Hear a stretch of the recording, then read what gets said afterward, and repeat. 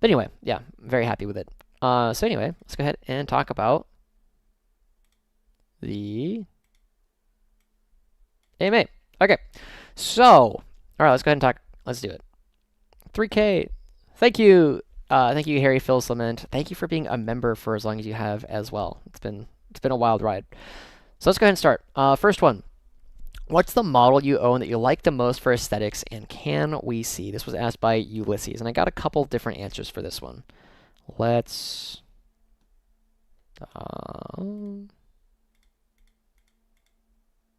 There we go. Okay. So I got a couple different answers for this one.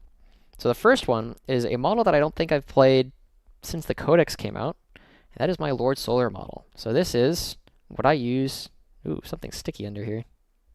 This is what I use for my Lord Solar.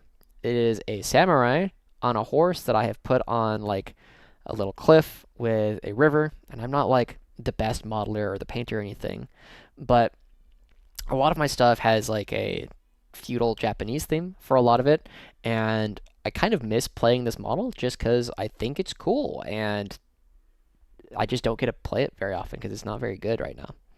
So that's one of the answers.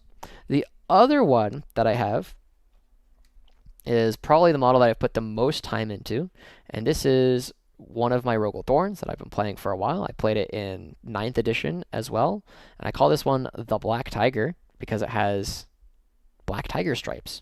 And it comes out really nice when you have like the bright lights here, but it can be like if it gets dark, it ends up looking really dark overall. So that's something that maybe I will eventually work on to make it look better. The last favorite one that I have is I had a roommate for a while, and he was a Tau player, and we played a bunch of games up against each other. I don't remember exactly what our record is, but when I beat him for the 15th time in a row, I was like, all right, you got to give me some of your bits. And so I painted some of these Aquilons, which were new at the time, and I painted them in his style. So now I have some Aquilons with his style of like drones and things and other broken stuff. So that's pretty cool to me because it's just, one, I love Aquilons. I think they look really cool. I really love their like backpacks and all that. But also just that like personal touch of having like my friends' models and stuff on it. It's really cool. So those are probably the models that I like the most for aesthetics and stuff. Thanks for your outstandingly useful and inspiring content, sharing your competitive thought process. Appreciate it, Ix. Glad you're enjoying it. It's a really cool paint pattern. Thank you, Roger. Thank you. It's probably the most time. The tiger stripes take a lot of time, especially since I'm like all I don't have an airbrush or anything, so I got to do it all by like traditional brush. Painted my Aquilons like Helldivers. Hell yeah! I never actually played that game, but I know it's very popular. So very cool stuff. Okay, we got a couple questions from Old Spice from the Discord as well. Do you play any non-Games Workshop games like Star Wars Legion or Bolt Action? I have never played any other tabletop like strategy games like that. The closest thing that I have is Heroescape, I think is what it was called. I used to play this game as a kid. I never played it competitively or anything, but this was like the closest thing I ever played as a child, in terms of like other war games that I play. So I've never played Bolt Action. I've never played Star Wars Legion. I've never played anything like that. I don't want to say like I'm not interested, but the big reason why I play 40K is because it's got like a big community, and I think the world is cool, so it's a lot of fun. Is Warhammer 40K pay to win? Also by Old Spice, kind of. I think the biggest thing about like 40K being pay to win is not so much that like the good units are better, but in order to keep up with a changing meta, you have to pay money. And this depends on like what faction you're playing to a big degree. Like if you're playing Votan, it's not going to cost you that much in order to get 3 of every data sheet that you need to play. You could have the entire Votan range relatively cheaply. So whenever like balance changes happen, it's not that hard to keep up with it. However, there are some armies that are very expensive to play. Guard is one of the more expensive ones just because we have so many data sheets, but we don't get we're not getting constantly new data sheets all the time like Space Marines. So if you want to play certain factions, it is more pay to win than others, but I think it's more if you spend your money with a plan, it's just going to cost similar to just get a like whatever the new meta army is at any given time. But if you just have money to buy things, then yeah. The other big thing is that once you start winning, like 40k gets cheaper. Like um, Hydras, I got these with like gift cards because I was winning events. So there's a lot of stuff that I have not had to actually spend any of my own money on, which is cool. All right, we got a bunch of questions from Dingbat in the Discord, also known as David Purcell. Why do bad things happen to good people? I had something funny and I don't remember what it was. Maybe it's because they're all secretly like world leaders. No, they're all Death Guard players. Like, how good of a person is a Death Guard player, really? If you wanted to maximize 40k's potential as an esport, what would you change? So the biggest thing about 40k that makes it really tough to make it an esport is it's just hard to watch. It's really hard to watch 40k for a couple of reasons. One, games take a long time. It's one of the same reasons that chess is like hard for a lot of people to watch, especially classical chess, where each player has like 2 hours to make their moves, and sometimes games can go for a lot longer than that. So that's one of the big things. The other big thing about 40k that makes it hard to watch is it's hard to know who's winning. Like, unless you're, especially if you just like, I asked a buddy of mine a while back, like, if you just look at a board, do you know who's winning? The answer is like not really. It's like sometimes it's obvious. Like if your opponent is like if like one person is just entirely in their opponent's deployment zone and they haven't left and there's not a lot of stuff left, like it's obvious who's winning. But a lot of the time it's hard to tell.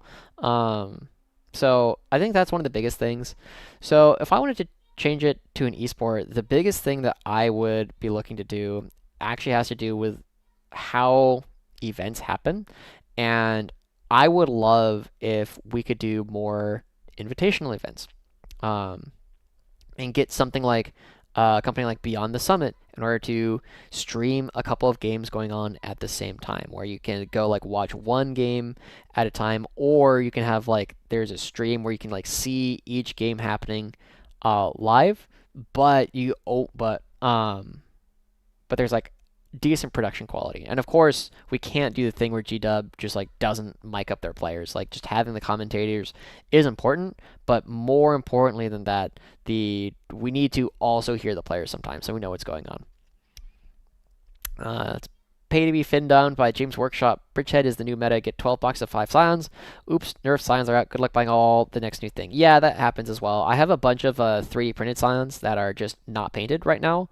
Because I bought them with the intention that I would be able to play any variation of Scions whenever it happens. But a bunch of them are just like sitting unpainted because it turns out the best way to play Bridgehead was like 3 units of 15 and then like maybe a couple beyond that.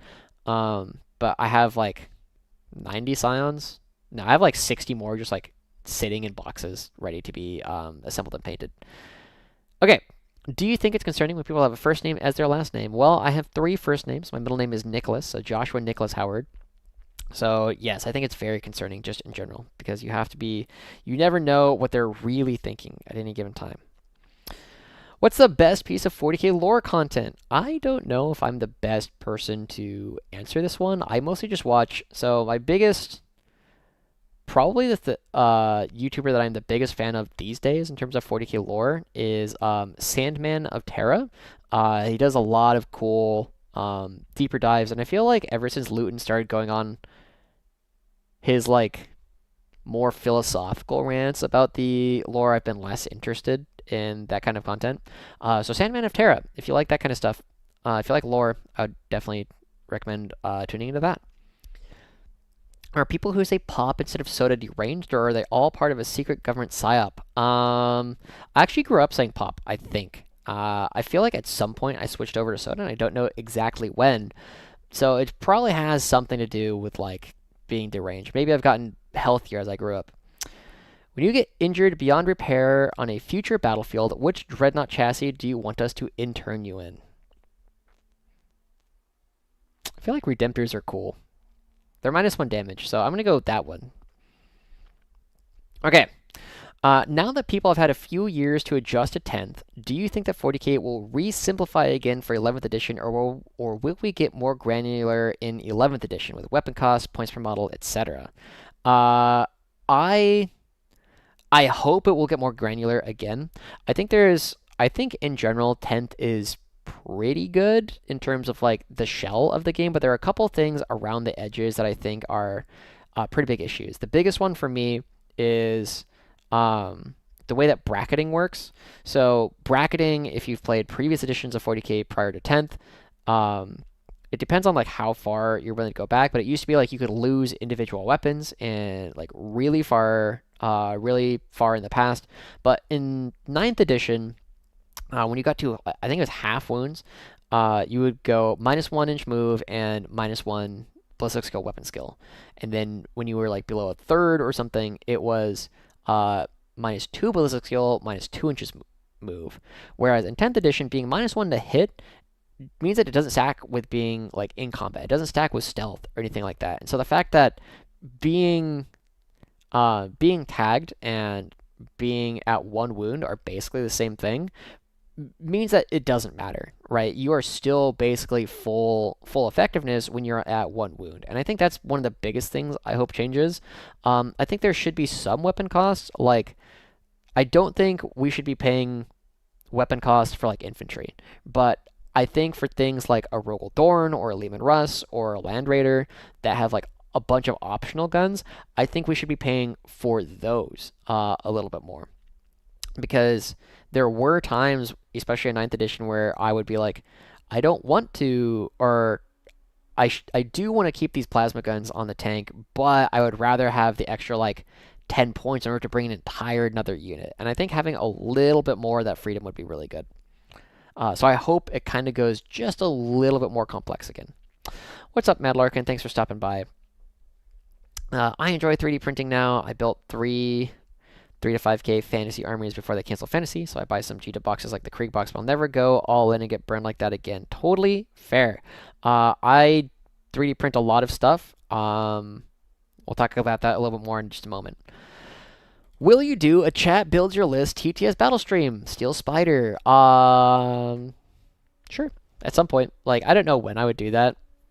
It's not my favorite thing in the world. Maybe that'll be like an April Fool's next year. We will tentatively plan for that. We'll do a chat builds my list TTS battle stream. I think if I don't, like, by the time we're like gearing up to 11 and I don't really care about this edition anymore, I think it's probably the best time to do it. Okay, what is your overall thoughts on the Guard Codex these days? From Andy Ogre and Whisperer. It's okay. I think we're just kind of weak right now, is like relative to where we've been for a lot of the 10th edition. Like, we've almost always been secretly like a top 5 army. And this is the first time where I think a combination of the meta sucks for us.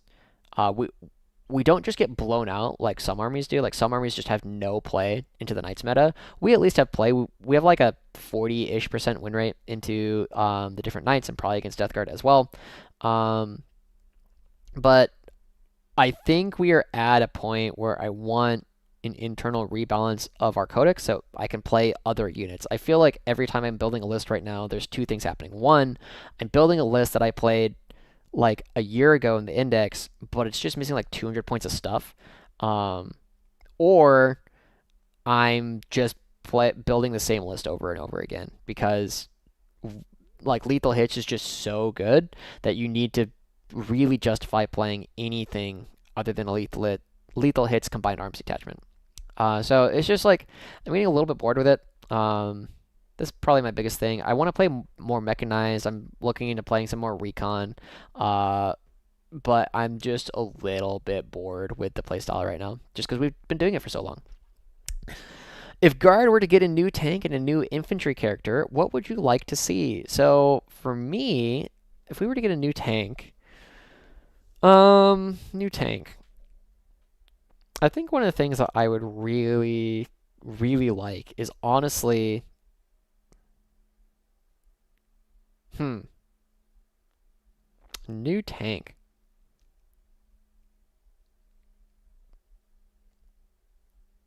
I'm trying to balance the idea of like what would be cool and what would be like reasonable for the game that wouldn't just like break the game. Um,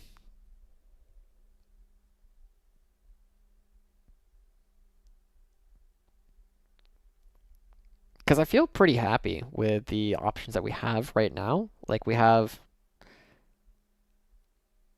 Oh, okay. I guess the biggest thing that would be really nice is if we just had Ridge Runners. Like if we just had GSC Ridge Runners, it would just be so good for guard. So maybe having something fast like a tankette or like the old like Tauros Venators would be really cool to have back. Uh, infantry character, something new. What could we get? I think we need a melee character. Or like a Bulgrin character. I think that would probably be my favorite thing. Something to just lead Bulgrin, and it doesn't even need to be like advanced in charge or anything. If they just got like sustained hits or something in melee, and having just a Ogren character leader, I think that'd be a lot of fun. You know, something like the bonehead implants or something like that. That'd be cool. Um, New tank, Chimera with a proper turret, no transport capacity, character gives Draken back. I mean, I feel like the proper turret is just a Hellhound. Yeah, what's up, Steel Spider? I said probably around like April Fools next year is probably the best time to do that, as we are like getting towards the end of um, the edition. I don't feel like a Commissar really fits in with what I want. I actually want like an Ogren character. Because like Nork being forced to join like a command squad is like not quite what I want. I just want like the bonehead, right? Like just like the one that has like the implants to be smart. Or if Nork could just like lead Ogren or Bulgren, that would be awesome. Okay. Will asks, you've had several notable guard players on your channel. Is there anyone who you would really like to interview, guard related or otherwise? So in general, I think the biggest we've had like most of the big players. I would love to. We're kind of at a spot where we've gotten most of like the dedicated guard players on the channel. We have not had John Lennon. We have not had David Gaylord. But that's in large part due to the fact that they are part of their own like content machines. Like David Gaylord does 40K Fireside, John Lennon is part of Art of War, and so they tend to want to keep things in house, and so I respect that. Another one that I tried to get was what's his name? Manuel.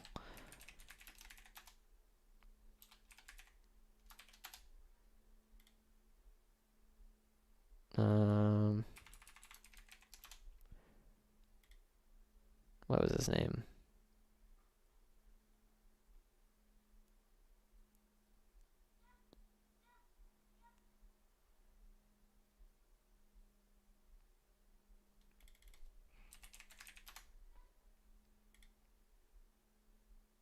This one. Manuel. I'm gonna butcher this. Wietzerik. Wietzerik. I would love to get him on. He's one of the strong players over in Europe, and he was playing Bridgehead with like 3 units of 6 Ogren and Canis Rex for a little while. So I would love to hear a little bit more from him at some point. Um, yeah. Morty and Glory, when that would be fun. He did do his recent thing with Tau, but that's not guard. So I also that's the other thing is just like trying to figure out like how to balance like other content creators on this channel. I have been fairly lucky in that a lot of the good guard players are not content creators, so that has kind of worked out nicely. But I'd be down to do something with Morning Glory at some point if he wants to.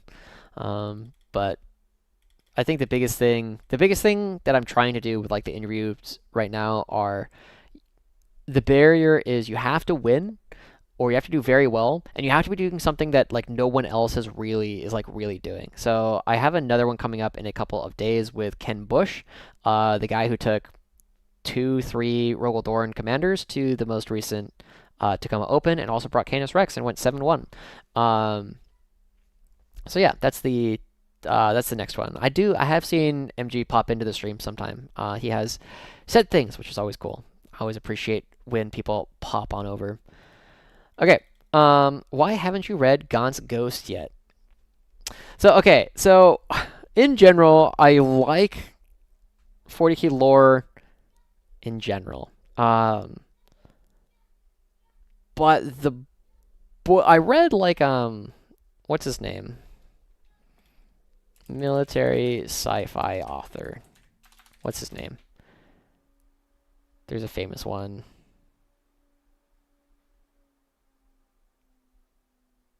Oh God, what's his name?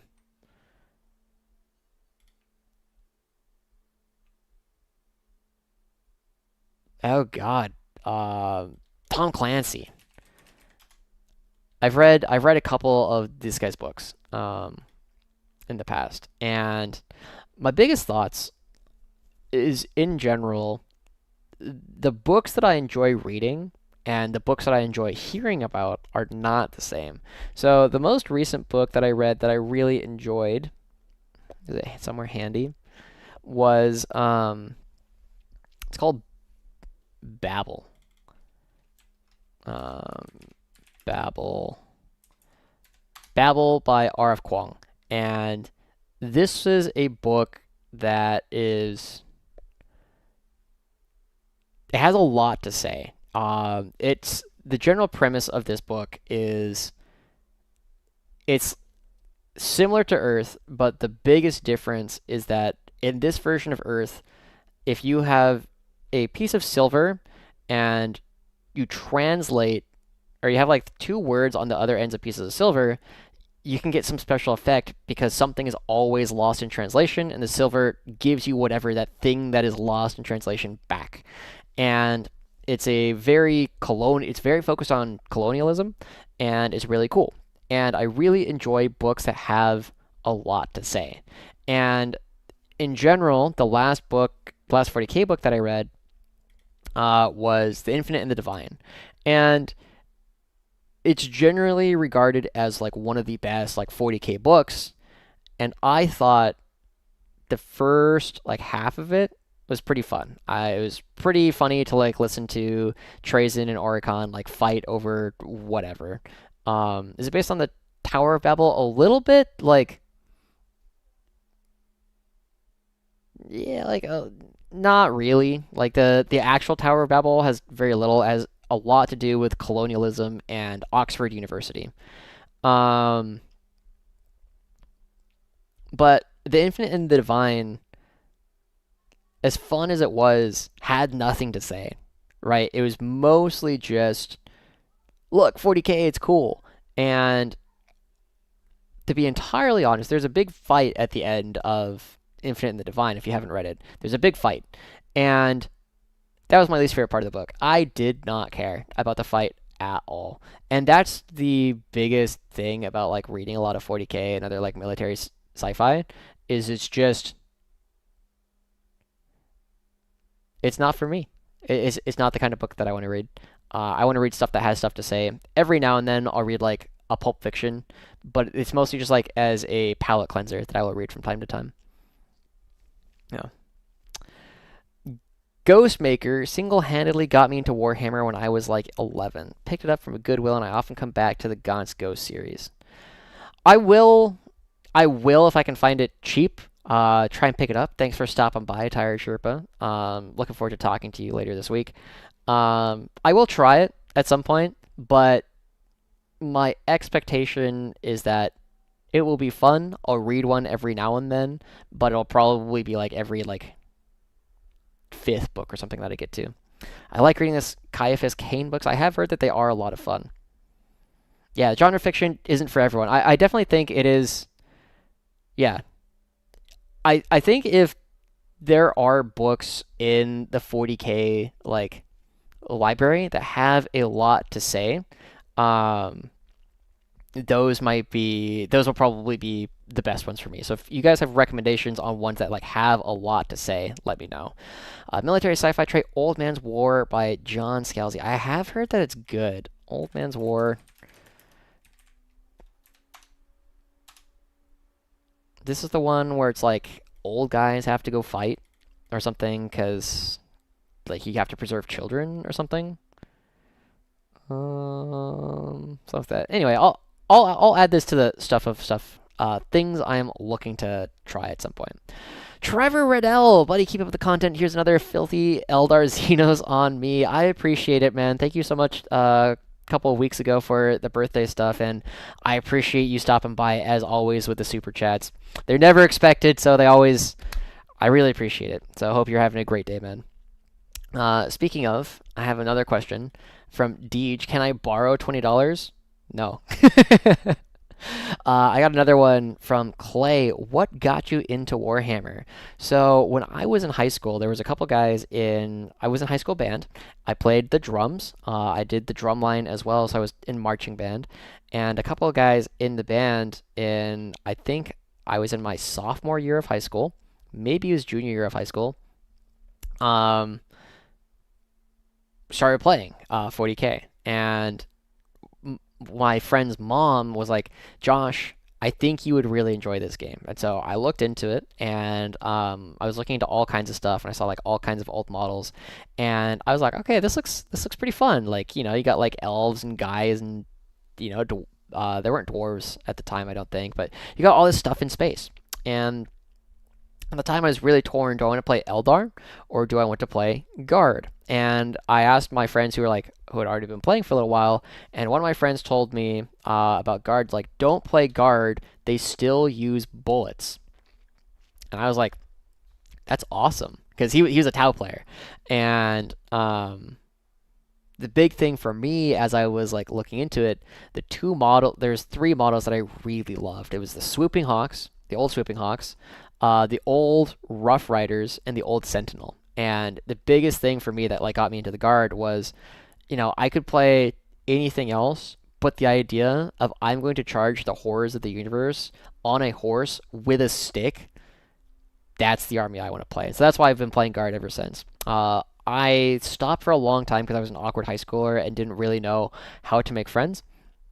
But when the reason I got back into it was I was in the green room for a broadcast, and this was right around the time that Dark Tide was coming out, and I brought it up. I was like, hey guys, are any of you guys interested in playing Dark Tide, right? Does anyone play this game? It's kind of like Left 4 Dead, but it's in Warhammer. And then what I found out was my producer was also really into 40K.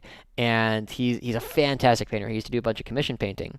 But then a couple other people were like, wait, you know what 40K is? Yeah, you know what 40K is? Yeah, okay. And so then we all were like, okay, it's time to play. And so I built up a Guard army. I told people, it's like, good or bad, I'm going to play Guard. And this was right as the 9th edition codex hit for Guard. And holy God, were we good for a little while. I wish I was as good back then as I am now, so I would have a ton of success with that. But then around the same time, not that long afterwards, one of my League of Legends friends also was like, Josh, I can tell that if you wanted to play this game at a higher level, you can. So if you want, I'll play some games with you in a more competitive setting. And if you want to get good at the game, I will teach you how to play the game. So he was playing Orcs. He just like blasted me like 4 games in a row. And it forced me to learn how to play the game at like a reasonably high level. And then the rest of it, I just kept playing competitive. And so it's been a lot of fun. Steel Spider, for me, I had a lot of free time when I entered college and decided to get into wargaming. Then I saw a cool sci-fi gothic aesthetic. Yeah, I mean, it makes sense. It's a really good game to play for me because it scratches a couple different itches. It scratches my competitive edge because it means I can compete. It scratches my creative edge because I'm painting and building stuff. And then it also scratches a social edge because it forces me to go make new friends and Otherwise, I will just not be playing it and I'll just be doing it by myself. So it allows me to do a lot of different things all at the same time, which is awesome. Clay also asks, can I borrow $19? No. All right. H2O Milk asks, are the allegations true? It depends on which ones you're asking about. Are you really going to be an elf player? Yeah, probably. So I can show you guys a little bit. I started painting them a bit. So this is my first Wind Rider. This is my first test model. And I think this is pretty cool. You can kind of see. But it's a metallic underpaint, and then I did a transparent red on top of it. And I think I'll probably need to like varnish this because you can kind of see that it's like coming off just a little bit, just like handling it. But I've got about 1,000-ish points of Eldar models already. So that's all coming out. And God, I love the older Swooping Hawks more, but the new Swooping Hawks, they're super cool. So I'll need to paint these up as well. What up, H2O Milk, making me read that out loud. Okay. I've got a couple questions from the YouTube post. Imploding Rat asks, if you could make one change to the core rules of 40K, if you could make one change to the core rules of 40K, what would it be? I think I touched on this a little bit. I would change bracketing. The fact that being on 1 wound is basically the same as being on full HP is not okay. And it makes the game like not.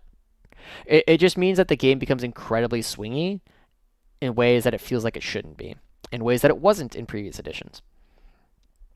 Eat the Wind Rider, be the Tyranid player. You know, maybe if things go very poorly, we'll take a look into that. Imploding Rat also asked, what's the smallest change that could be made to any current guard unit that would make them meta, or at least debatably meta? Interesting. I mean, I think points is always the easiest answer. Like, if you just made... If Krieg Engineers went down 10 points, you would play them a lot. Let me take a look. What else is in our codex? Let's see if we can find something that would make something very popular very quickly. That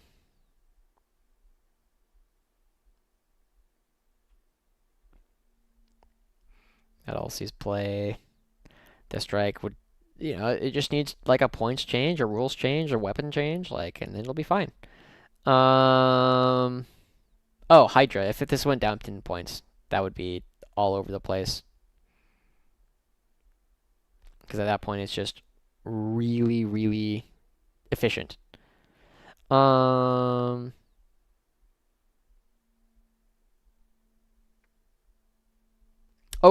something that would change quite a bit. The Primaris Psyker, if this gave a 4-up invul in not just the shooting phase, but also in the fight phase, you would definitely see this unit see play. So I think that I'll go with that one. If you gave the Primaris Psyker a 4-up invul in melee as well, you'd get a lot of play. Sentinels with Meltas, make them Blight Haulers. Yeah, that would also make them very good very quickly. Alright, another one. Moth13 asks, how good was your run at Tacoma? Well, I went 6-2. I got 46 out of 455 players, so pretty good. Robbie Mintz 1460 asks, how would you fix Commissars and how would you fix Cadian weapon teams? So the first one, the way you change Commissars is you make it so that their like blam ability, like when someone is battle shocked, you make it not the start of a phase, you make it immediately. So you fail a battle shock, you blam a dude, and then you are unbattle shocked immediately. That's how you'd fix them, because they need to be able to affect your primary scoring. And if they did that, Commissars would be playable. How would you fix the Cadian weapon teams? I think the most interesting rule change that I have seen with Cadian weapon teams is you give them a rule something like Old Lookout Sir or like Tech Priest Engine Seers, where if they are within some distance of a what do you call it? They are within some distance. If they're within 3 inches of some other kind of unit, like the Cadian weapon teams, if it's within 3 inches of a Cadian unit, it's lone op. I think that's it. I think anything short of that, you will not see Cadian or Catachan weapon teams like really played in any real way. Um, outside of just being mortars, because they're just paper. Like you shoot a heavy bolter at them, and you're gonna lose 2 of them. Like that's for 60 points or 65 points now. Like you can't afford to just lose 65 points to one heavy bolter. So that's the biggest thing is they just need artificial durability or a way that they won't just die every time you look at them. Okay. Possess Salad asks, do you prefer Coca-Cola or Pepsi? I don't really drink colas very much. The closest thing I like is Dr. Pepper, but if I had to pick one of them, I'd probably pick Pepsi. Something I think would be a fun idea is to create a list using only legend units. I don't even know what is in legends, to be entirely honest. I know Hell's Last is pretty cool. Yeah, that's about it. The Manticore platform, which used to be legends, which may no longer be legends, is also crazy. But yeah, what are your top 3 factions to play against, and what are the 3 you prefer not to play against? Okay, so my most hated faction, and it's not really close, is Custodes. I think Custodes is just really boring. I really hate any army that has the faction identity of 4 Pinvals. So I really, really don't like that. I also, for a similar reason, I don't like playing against Necrons very much because it feels like their entire like way of building armies and like being effective is to just prevent your opponent from playing the game, which is not fun. I don't enjoy Custodes. Necrons is probably my second least favorite, and then what's my third least favorite? I think like there's an easy right now. I don't like playing up against Knights, but that's just because Knights are too good right now. Blood Angels are armies that I like playing against. I actually like playing against Eldar. I like playing against Blood Angels. I think playing against Blood Angels is really interesting. Pretty much all the time. And I think playing up against Votann. No. My third one is definitely Orcs. I like playing up against Orcs because Orcs is always Orc players just have more fun than the rest of us, and it just continues going on. Let's see, what else do I not enjoy playing against?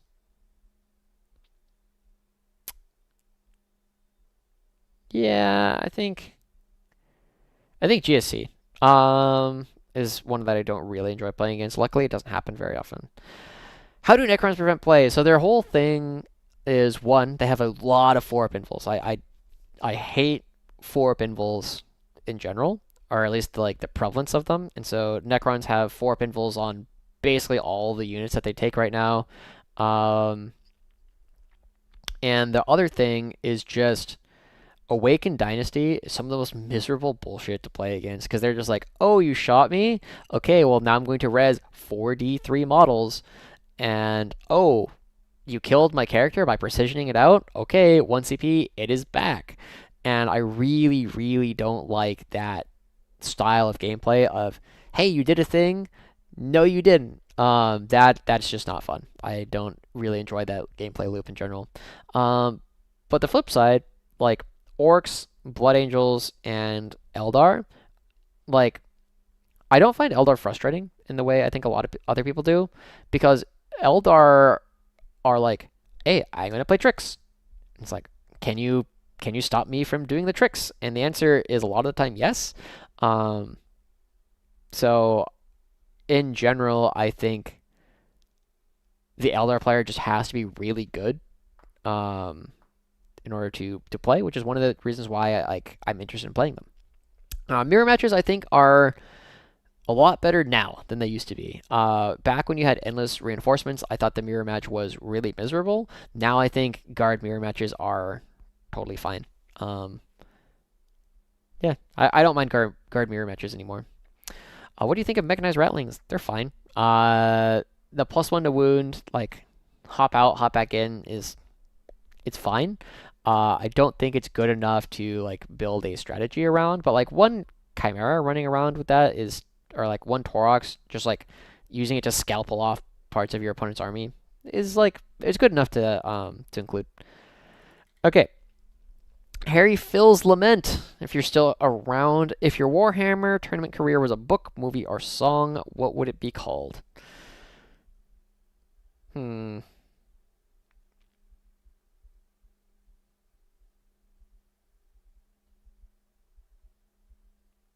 I feel like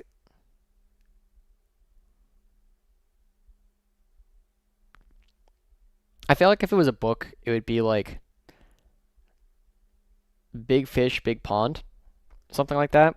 Because the first GT or the second GT I went to after not playing in SoCal, I won.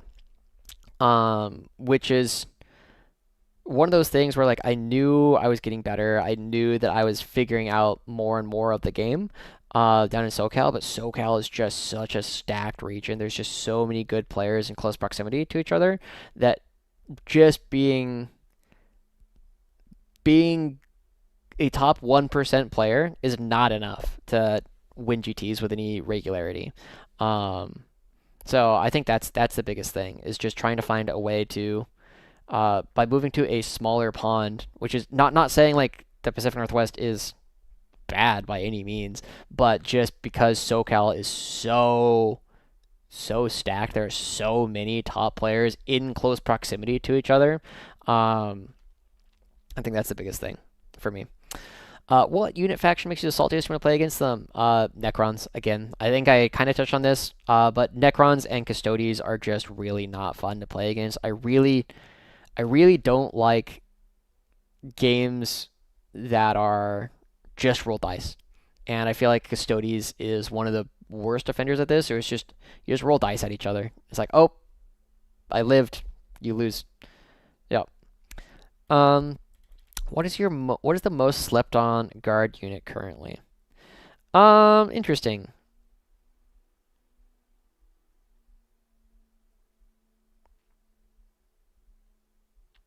What is no one playing? I think this answer depends a lot on like what level of game we're talking about because I think a lot of good players have already figured out a lot of like the top stuff, partly because there's just people playing all kinds of different things all at the same time. Um,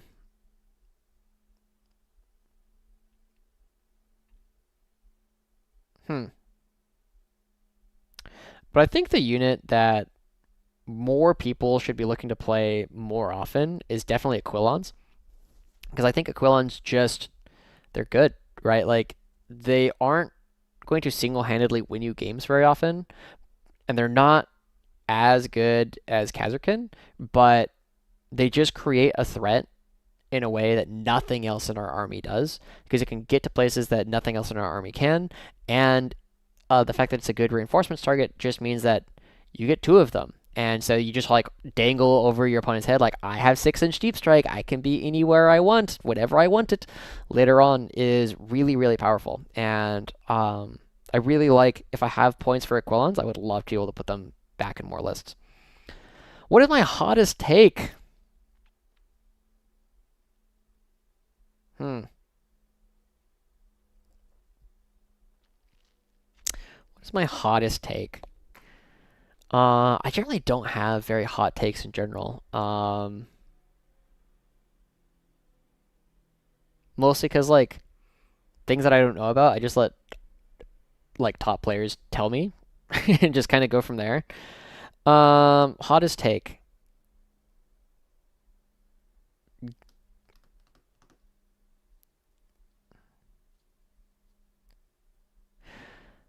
Guard players are bad because they don't know how to go first. I think that's probably the biggest thing is that guard players in general, like I think newer guard players in general just lose way too many games because they're deploying too far back. Like they just are letting their opponent take board space way too easily, and you just need to fight. Guard is an army that is really good at just brawling in the midboard as a shooting army. Not necessarily in the fight phase, but just like you just need to go blow for blow over and over again. And because people are deploying things generally too far back, it means that we're giving up units. You're either giving up units too quickly, um, because you are like only putting some units forward and you can't trade effectively for them, or you're just letting your opponent score too much primary. Like we are an army who is very good at scoring all of our primary or most of our primary and preventing our opponent from scoring all of their primary. So if your opponent is scoring maximum primary, let me take a look. So no, okay. So my first game at Tacoma, my opponent scored 9 primary. My second game, my opponent scored 39 primary in one where you're generally going to be getting at least 35. My third opponent scored 20 primary. My fourth opponent scored 15 primary. My fifth opponent scored 35 primary at Scorched Earth, which is supposed to be a 45. My next opponent scored 43 on Terraform, which is again like generally a 40. My seventh opponent scored 10 out of a possible 30 primary that they could have had, and then even on the game that I lost up against Justin's Demons, he only scored 40 primary, right, on Scorched Earth. Like we are an army where if your opponent is scoring the maximum expected primary, we are playing wrong, and I think that's something that most guard players don't really understand. It's lore thematic that I charge the Void Dragon. Yeah, you should actually charge the Void Dragon a lot, just because it doesn't have the number of attacks necessary to like get itself out of things. But we need to just go fight in the middle of the board a lot, and you need to, as guard, you need to kind of accept that if you go second, you're going to lose like one or two things as the price of going second. And I think that's something that a lot of guard players are unwilling to do. They are just like, I need to hide everything. It's like, you don't need to hide everything. You should hide everything that matters, but your entire army does not matter every game, and a lot of it is durable enough that it's your bait. You need to be able to play going first and going second, and guard players don't know how to generally don't know how to go first. Okay, let's see if there's anything else in any of the threads. Not there. Is there anything else on the post? Let's take a look.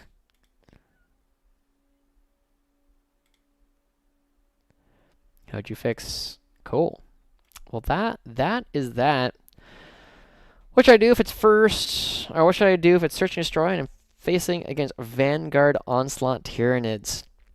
Depends on your army. I know that's not like a great answer, but so the things that I'm trying to do up against Vanguard Onslaught Tyranids, the first thing, if I have infiltrate, I win the infiltrate war, or roll off, I'm going to infiltrate such that my opponent cannot prevent me from getting to my natural. I'm going to put Rattlings, I'm going to put Gaunt's Ghost, such that my 20 Krieg, or my Chimera, or whatever that's going to go stand my natural, can get there. Okay, that's step one. The next thing I'm trying to do up against Vanguard Onslaught Tyranids is I'm trying to deploy my good Overwatches late. I'm trying to make sure that I can put my good Overwatches like my Hellhound, my Double Flamer, Chimeras, or my Rogal Dorns, maybe my Battle Tanks, in positions where they can get a decent Overwatch on turn 1 to kill at least one of the things to kill or seriously mess up one of the things that is going to try to charge me on turn 1. The third thing that I'm doing, third thing that I'm looking to do is I'm trying to set up good heroic interventions. This is Rough Riders, this is Bulgrin, this is the Cadian Command Squad with an Ogre and Bodyguard. Set them up such that they can get a heroic, so when like the unit of like maybe a unit of Gene Stealers or a unit of whatever else is going to be charging me right off the bat, yes, I might lose something for it, but I am going to try and punch my way out of it such that I have a little bit more freedom of movement on my first turn. Yeah, that's a perfect answer. I think you've said it before. Guard players are bad.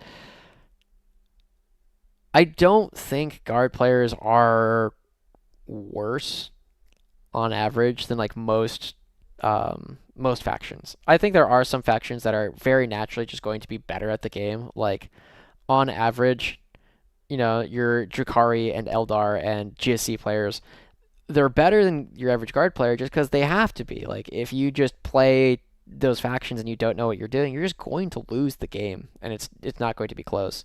Um, but I think guard players, they fall into either shove everything forward, or they fall into I'm gonna play too defensively. I'm gonna sit in my trench, and the push everything forward is gonna have like it's actually gonna have like a better win rate on average, just because sometimes your opponent bounces, sometimes you just kill your opponent really hard, and you're going to be fighting in the middle of the board, which means that you're going to be scoring primary. Um, but that's not a thing that very naturally occurs to most guard players. The other thing is you're not gonna have very close games that way, so it's kind of hard to determine like exactly how to push. But if you're playing really safe, which is I think the default way that a lot of guard players want to play, you're just going to lose the board, and you're just going to slowly get choked out, and that is also really hard to determine what it is you should have done different, because the answer was, well, you should have fought them.